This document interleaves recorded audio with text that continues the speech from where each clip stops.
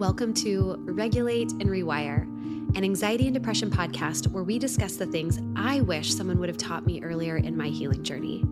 I'm your host, Amanda Armstrong, and I'll be sharing my steps, my missteps, client experiences, and tangible research-based tools to help you regulate your nervous system, rewire your mind, and reclaim your life. Thanks for being here. Now let's dive in. Hello. Today's episode takes another more personal turn as I share the birth story of my most recent tiny human where nothing went according to plan. And just like previous episodes, I am going to do my best to share this tiny piece of my life in the context of how you can apply what you learn in this conversation today to situations in your own life. So today I will be talking about 3 very specific things that I believe carried me through this event where things went wildly awry and created a resilience that minimized the traumatic imprint that very well could have been left. So this is my birth story, what went wrong, and how I navigated it. And for those who want maybe just a little bit more backstory, in episode 11, titled How to Prep Your Nervous System for a Triggering Life Event, I took a deep dive and shared the things that I was doing to prepare for this birthing experience, knowing that I wanted something very specific out of this birth experience. So you can go back and listen to that episode. Really quick summary. I was attempting a VBAC, so that is a vaginal delivery after a previous C-section. And this context will make sense in a moment when I share this story. And I have very specific things that have been part of my past birthing experience. So my first son was a C-section delivery. Things didn't go according to plan there. I then experienced recurrent pregnancy loss. So there was a grief component to us getting to this point of having another child, and so on and so on and so on. So if you want to hear a little bit more about what I did to prepare myself for this experience, that is going to be the episode to check out. And before I share the details about my birth, I do, as always, want to just issue a quick content warning around things like birth trauma.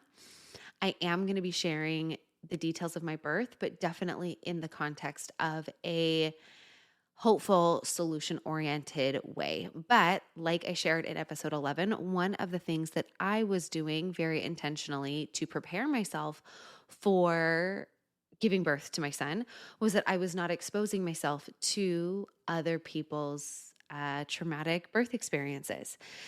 And specifically, exposing myself to those experiences that were shared from the standpoint of, oh my gosh, did you hear what happened to my aunt? Or did you hear what happened to me? Where kind of it was almost a birth trauma pissing contest where it was like, whose birth was the most traumatic?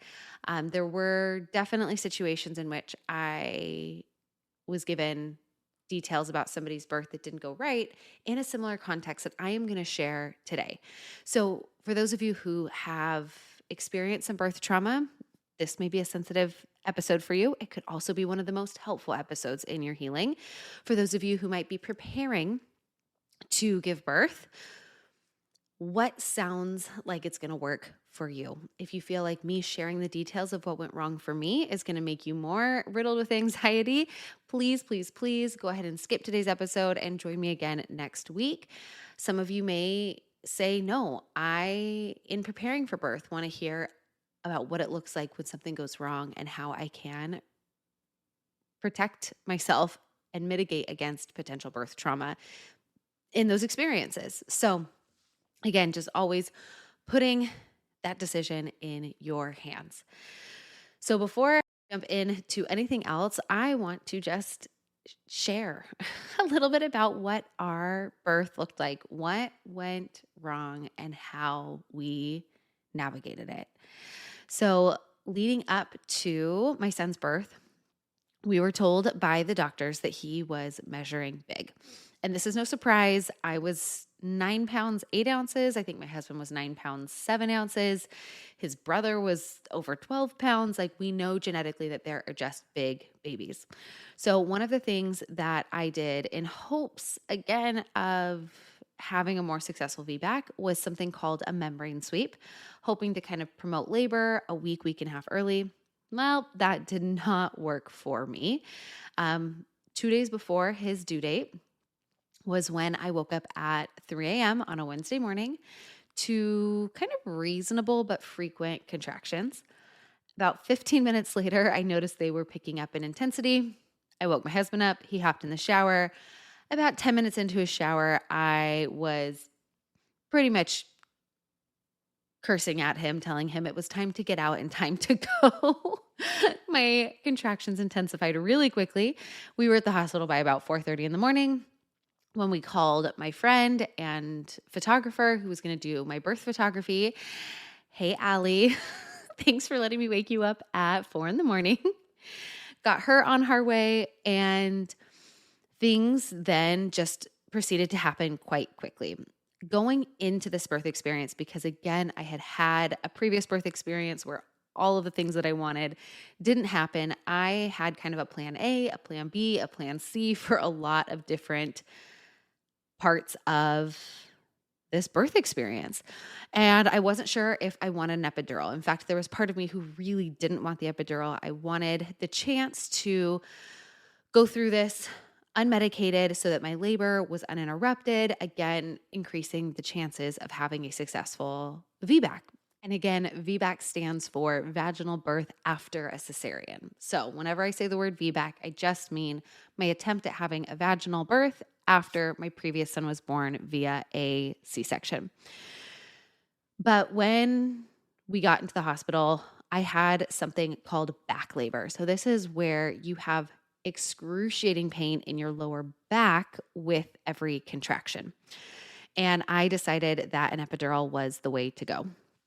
And we soon found out that my son was face up. So an ideal birthing position is that your baby is head down and face back. So they're facing your spine. My son was head down, but he was facing forward. I was very familiar with this.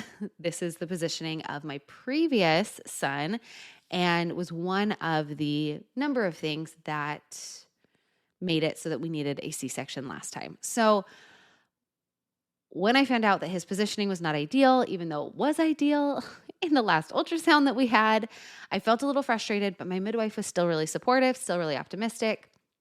So I said, all right, let's still go for it. And within just a few hours, I was fully dilated and ready to push. And so even though I had an epidural, my midwife was amazing. They got me on all fours. We were trying to turn baby, get him in optimal position. He wasn't budging. Again, he is a huge baby. There's not a lot of room in there. And after about 45 minutes of pushing, the midwife mentioned, hey, I just want to put it out there. It's not an emergency, but I think there is a possibility of needing another C-section. I just want to put it on your radar. His vitals look okay. They're not great. But if his positioning doesn't improve, he's not really moving right now, that may be the route to go. And I said, okay, am I in the clear to continue to attempt for this? And she said, absolutely, we have time. So I decided to continue to push. And my body was absolutely getting to the point of complete exhaustion. And now, as I say that, some of you might be like, well, no, duh. Like, birth is an exhausting thing. It's a hard thing. But my experience with my first son's delivery, and I pushed with him for 3 hours before we decided to go into the OR for the C-section. Every single time another wave of contractions came on, or the midwife was like, okay, it's time to go, I was able to kind of dig deep, get into this very primal place, and I had what I needed to each and every time to push and to give it my all. I have a background of being a competitive athlete. I have a store of, physical resiliency and grit.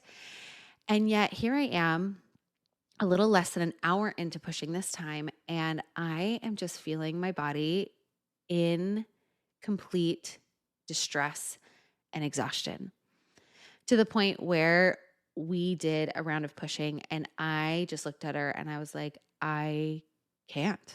Like, I don't think I have anything to give right now. Like, I need to take a break. And taking a break when you are fully dilated in labor, like, isn't always an option.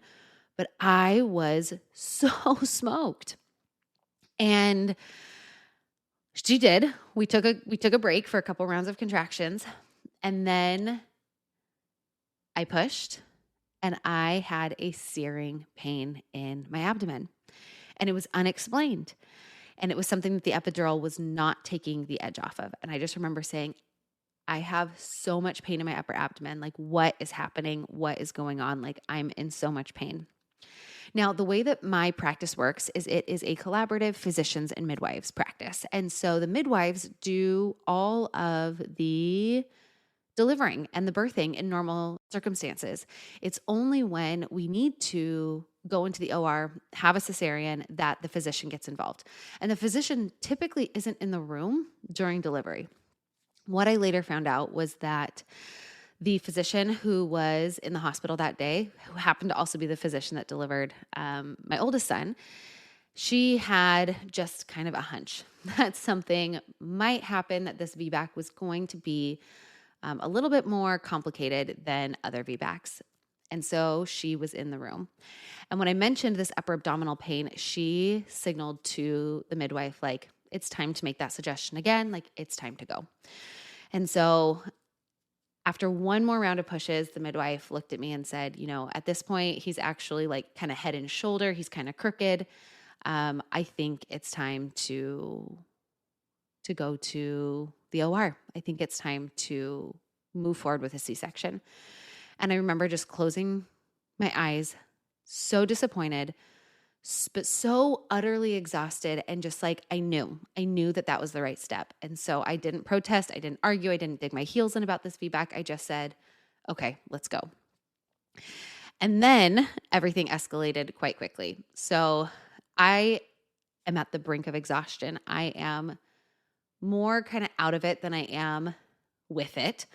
I remember getting wheeled into the OR, and the team in there said, if you can help us get you from this table to the next, this is going to go a lot faster. And I just remember saying to whoever was talking to me, like, I have nothing left to give. And they said, okay. And about 3 more bodies got around me. They did all the work to pick me up, put me down. They got me all numbed up. And then the operation began. And I could tell the minute they kept me open that there was accelerated urgency. And they got my son out quickly, got him over to the NICU team that was in there to check him out. And he wasn't crying. And again, like I shared in episode 11, I have had 4 miscarriages. And so in my mind, until I hear my baby cry, like, my baby's dead, something is wrong. And I just remember telling Christopher, my husband, like, why isn't he crying? And bless this man, his ability to stay calm in crisis is unmatched. And he just calmly responded. He said, he's being taken care of. He has so many people around him taking care of him, and you're being taken care of. He will be okay, and you'll be okay. So minutes later, and I mean, it felt like hours. I think it was just maybe a minute or 2 later, he cries. I immediately feel relief. They bring him over eventually to my husband for some skin to skin. He tells me, because again, I'm kind of in and out of it at this point. He tells me, hey, I have him. He's here. And with my first son, I remember being very with it in the OR. There's a picture of me smiling with my husband holding Cade, my son. And when he said, I have him, I opened my eyes. I saw him. And that was just about everything I could do. I closed my eyes and I said to my husband, I need you to take care of our son for the next few hours because I have nothing left to give. My body was in complete and utter shutdown. So, what I learned happened was something called a uterine rupture. It happens to less than 1% of people who are attempting a VBAC. And it essentially means that during delivery, again, it was likely when I started to feel that searing pain in my abdomen, that combination of how stretched out my uterus was with the intensity of the contraction and pushing, my uterus ruptured, kind of tore along my old C-section scar. And this, like I said, is something that happens to less than 1% of people who attempt VBACs, but it is life-threatening for myself and the baby. And when this happens, time is of the absolute essence because when your uterus ruptures, the baby loses protection. And so one of the risks is that there is a lack of oxygen at some point. And typically you have between like 10 and 15 minutes from the uterine rupture to when you get the baby out before something goes really wrong. And what I came to learn was that from the time my uterus ruptured to the time when they got my son out was 30 minutes. And it didn't make sense that everything turned out fine. And yet it did. They ran the tests. It didn't appear that there was ever any lack of oxygen for my son. My body was able to be kind of cleaned and stitched up. And the pediatrician and my physician came to me over the next couple days in the hospital and just reassured me, like, you are kind of the best of a worst case scenario. And when I was sharing this experience and processing this with our head coach and a friend of mine, AJ, she said something that will likely stick with me forever. And she said, I am in awe of all of the things that go right amongst all of the things that go wrong. And I remember just hearing those words and tearing up because, man, she's exactly right. There was so much that had to go right amongst so much that went wrong in this story for my son and I to walk away and to be okay. And especially for me to walk away and to feel like I have a very small traumatic imprint from this experience that I think likely could have left a very significant traumatic imprint. And there are very specific reasons why I think that is. But just taking that moment for me to look back and intentionally choose the story that I wanted to write about this experience. And I think it can be summarized in that one sentence, because the truth is everything went wrong. There is not one piece of what I wanted in an ideal birth situation that I got. I wanted delayed cord clamping. I wanted immediate skin to skin. I wanted that VBAC. I wanted to be unmedicated.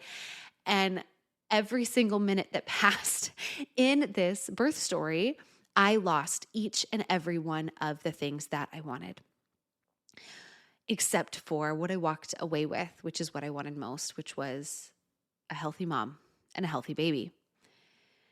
And so I am just going to be forever grateful for that single line that she shared with me that has helped me to shape the way I want to focus and I want to tell this story.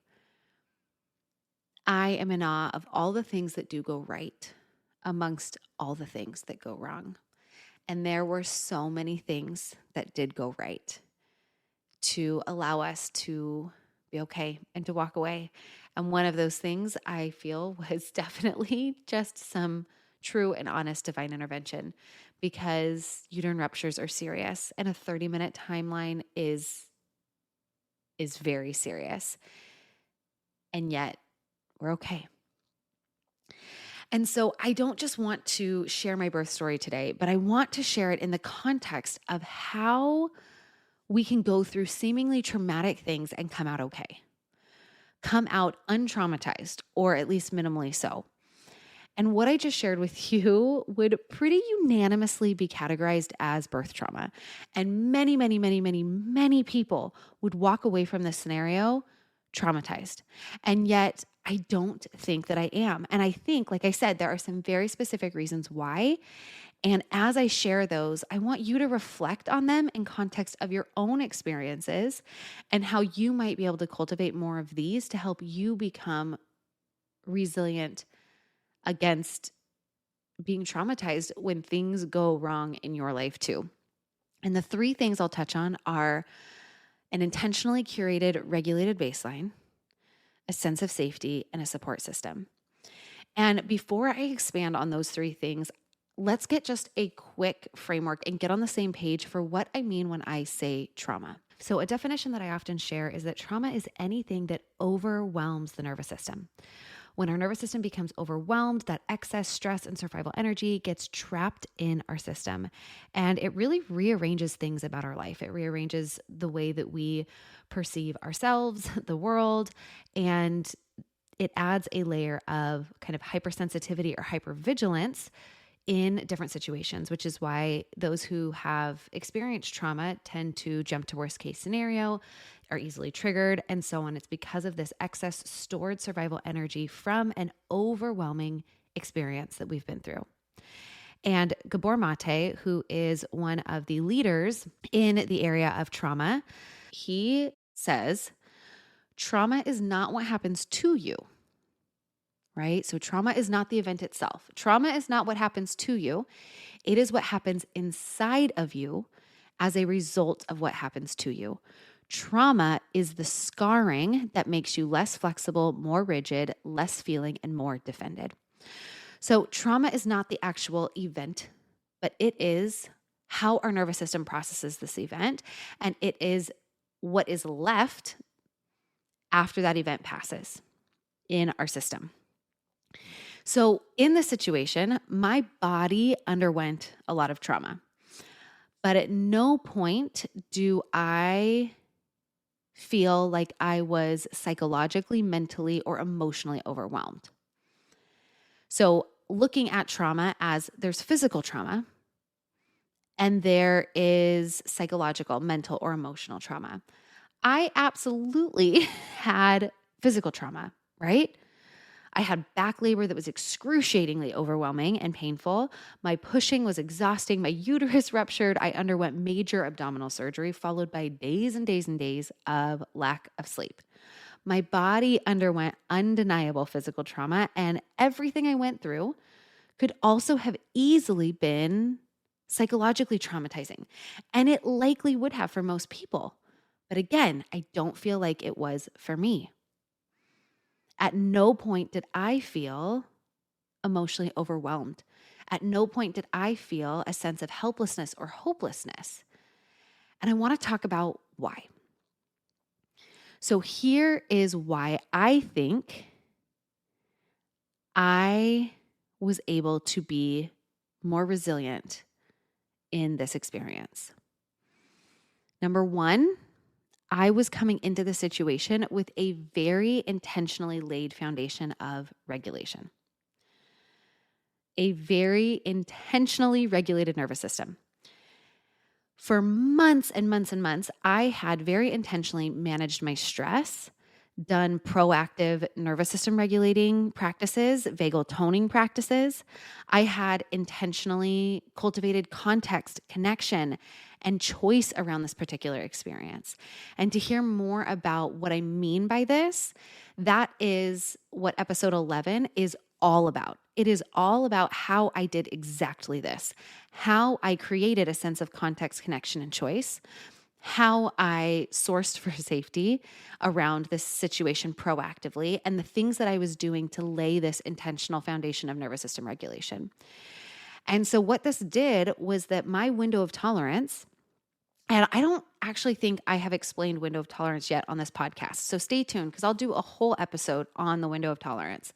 But essentially, your window of tolerance is the amount of life that can happen within your window of feeling capable. So when your window of tolerance is small, any little thing feels overwhelming and can throw you off.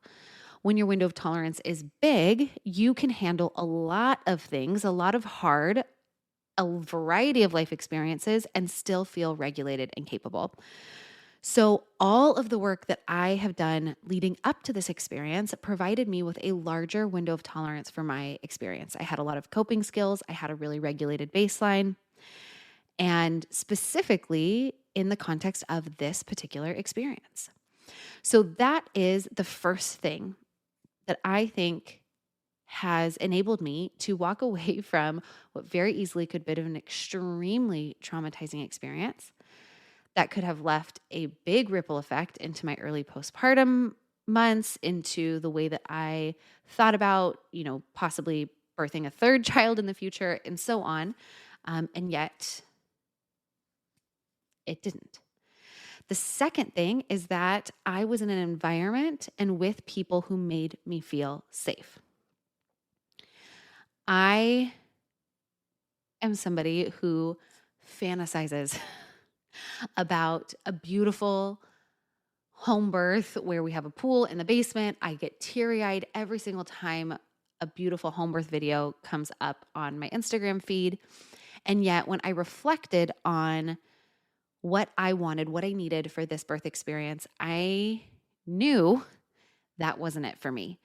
For me, being in the hospital was what felt the safest. And I know that that's not the truth for everybody's birthing experience, but for me, it was. I remember after we'd been in the hospital for maybe about, 20, 30 minutes, I looked at my husband and I took a deep breath. I said, after everything we've been through, because I had considered maybe attempting a home VBAC. And I said, this was the right call. This is where I feel safest. And I intentionally source for safety when it comes to situations in my life, whether that is a hard conversation with my husband, a family gathering, or a big experience like birth. I filter things through what can I do to help myself to feel as safe as possible in that situation. And so the second thing I think that helped me to be more resilient in this experience was that I was in an environment and I was with people who made me feel safe. And the third was that I was unbelievably supported in the hospital, at home, and within the context of my community. And there are numerous research studies that indicate social support is an essential ingredient for mitigating trauma, for maintaining physical and psychological health. There are harmful consequences of poor social support, and there are protective effects of good social support when it comes to trauma and mental health in general. And when it comes to this experience, I think this was by far the number one most impactful and protective thing for me.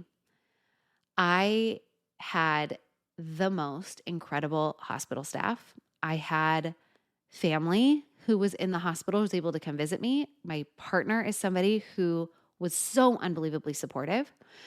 My mom was living at my house with me for a few weeks before and after birth. So I was so supported at home. My mother-in-law was there. I have a neighbor who's just phenomenal.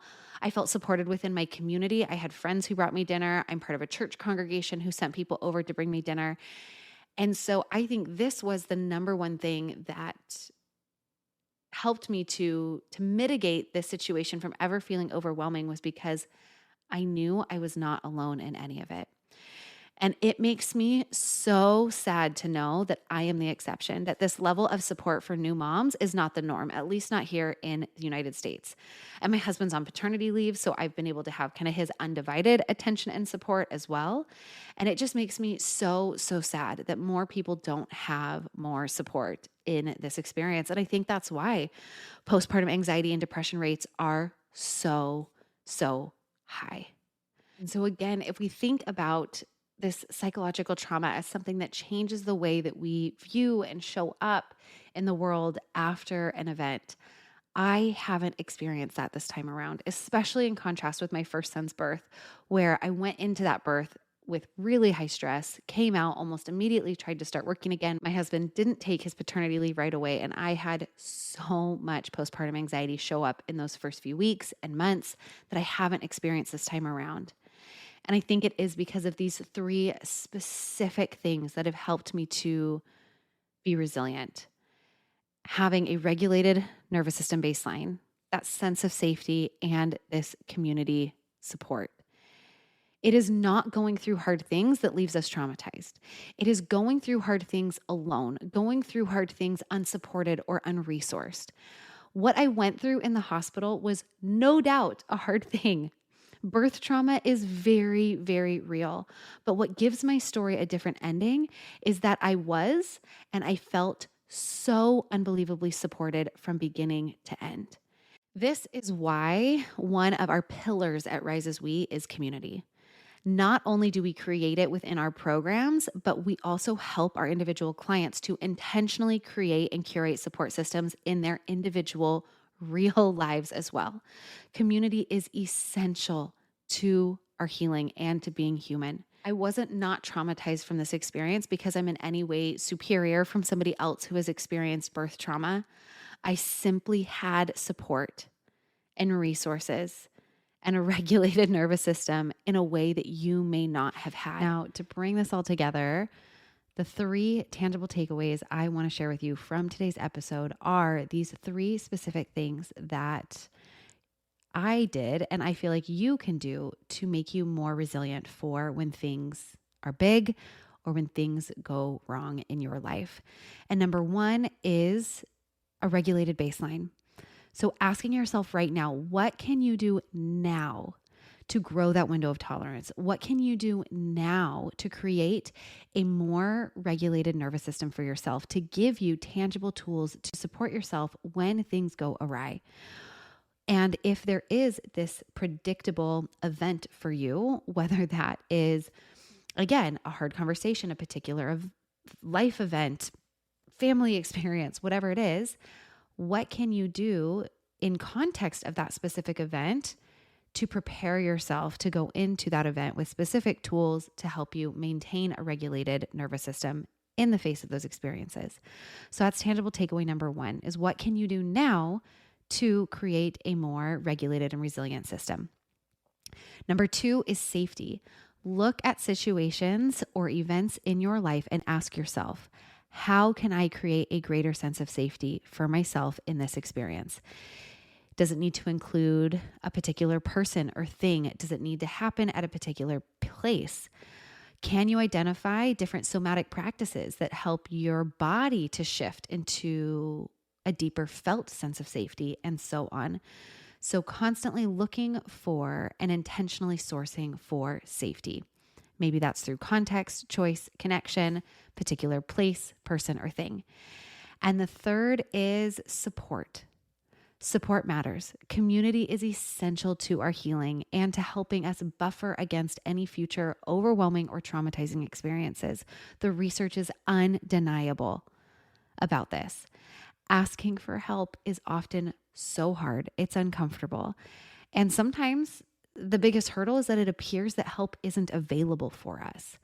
So for this takeaway, I want to invite you to reflect on whether or not you feel supported, whether you have had in the past or feel like you would have support to help you through your birth or whatever hard thing might come up in your life.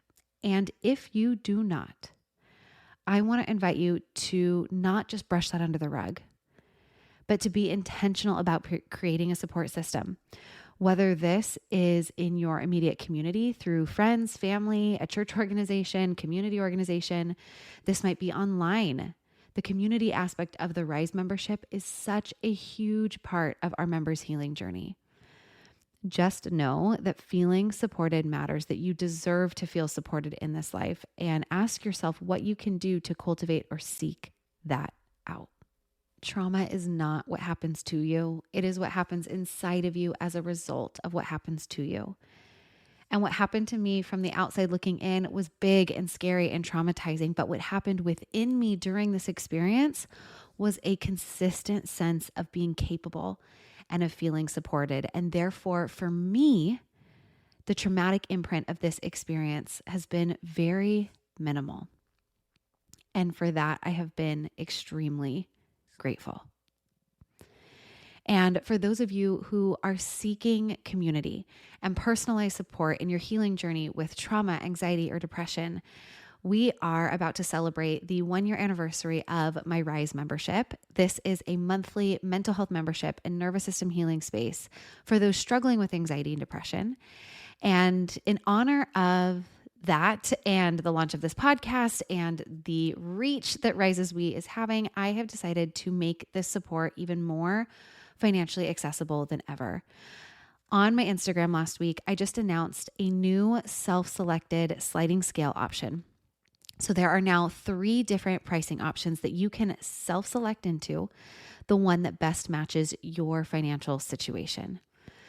Because everyone deserves a safe space to heal. Everyone deserves a sense of community.